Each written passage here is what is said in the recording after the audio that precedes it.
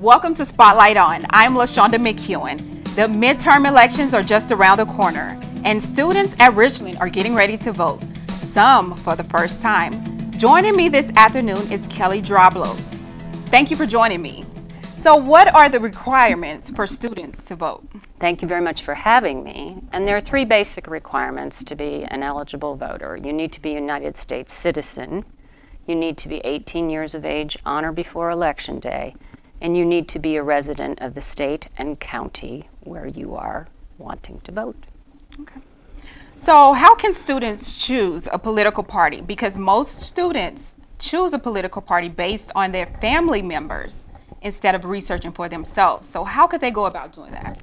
Well, I think that's very interesting that you make that comment, because I remember that when I was in 8th grade, I thought I was a Republican because I was from a Republican family, and we had a mock election at my school, and I realized when I heard all the various issues and the positions of the candidates that I was actually a Democrat. So I think you have to do some research on your own. Some of that is logical. It's things like the newspaper and watching a television news station that you like, or reading magazines that you like. And some of it, I mean, kind of with your generation, can be online research. There are lots of good organizations. The League of Women Voters was here today. They have tons of information about candidates and very non-biased, neutral information. There are all kinds of links now. We were passing out lists, vote.org, vote411.org, spreadthevote.org, which you interviewed Robert Elkin. So there's all kinds of online resources as well. Okay. So what percentage of students are voting nowadays? Well, in the last presidential election, voters between the age of 18 and 24 years old voted at a 20% level, whereas voters 65 and older voted at a 70% level. So as we've been discussing in classrooms, when some of the professors have been kind enough to let us present in the classrooms, what that really means is your parents and grandparents are making decisions for you, and sometimes you may be comfortable with that, but I think it's always good to understand that you have to speak with your own voice. Your vote is as powerful and as important as anybody else. Your vote doesn't count any more or less than Donald Trump's vote. And if you don't exercise it, then your concerns are not going to be part of the equation. If you're not at the table, you are the meal. So that's a good one. So why is it important for students to vote nowadays? Well, I think there are any number of issues. One way to think about it is an issue that might not much matter, since we kind of know from the statistics that older people vote disproportionately. What is something that really matters to young people that won't be focused on if they don't show up at the polls? An example could be something like climate change. If I'm 75 years old, however I feel about the science of climate change, I'm probably not unduly concerned about it because it feels very far away in the future. There are some scientists who would say it's not so far away in the future.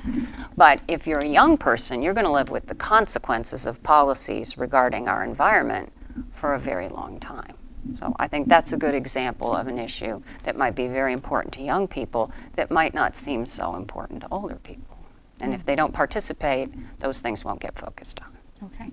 And that brings me to my next question. So would you say this would affect the young adults' future, the climate change? Absolutely, and any number of issues are of exactly the same. Any age. For instance, I have 2 children who have pre-existing conditions. I have a daughter with a heart defect and a son with ulcerative colitis. That matters to me as their mother, but it also matters to them in their lives, whether they can get insurance and be able to deal with their conditions in an affordable way. Affordable health care will affect the quality of your life. If you don't have access to quality health care, that's going to have ramifications for the long haul. So how can students register to vote? We have basically 2 choices. One is to be registered by a volunteer deputy registrar, and I'm a volunteer deputy registrar, and there were a number of us here on campus in connection with National Voter Registration Day and Election Awareness Day, which was yesterday and today, and we've been going to classrooms as well as tabling. So that's one way, and there will be other occasions where you might have access to a volunteer deputy registrar. Otherwise, you can go to dallasvotes.org, texasvotes.gov, and you can download a form. You have to fill it out, and then you have to mail it in yourself. So those are basically the two ways in the state of Texas, and it varies state to state. Some states have other methods of registering. Okay. Can international students place a vote in this election? Only if they are American citizens. Okay. Okay. So what are the methods that you guys are using to reel those students in to be able to want to vote? What are your methods? Well, we try very passionately and with deep conviction to persuade students that their participation in the process will make things better, not just for them in a selfish way, but for all of us. Representative democracy works best when a lot of people participate. Just an example, the issue, it's sort of a volatile one, but the separation of families at the border, people coming into the country, potentially crossing in an illegal fashion. If only a very small number of people are voting for elected officials, the views of only a very small number of people about that particular policy are being represented. I personally think the vast majority of Americans do not want families separated at the border. Well, then why was that possible that that occurred? Because not enough of us are participating in the process. Our elected officials make all kinds of decisions, and I think this is something that we can all be sort of naive about, but from who fills the potholes to policies of that kind of import, we elect these people, they collect our tax dollars, and they spend them. They are doing all these jobs for us.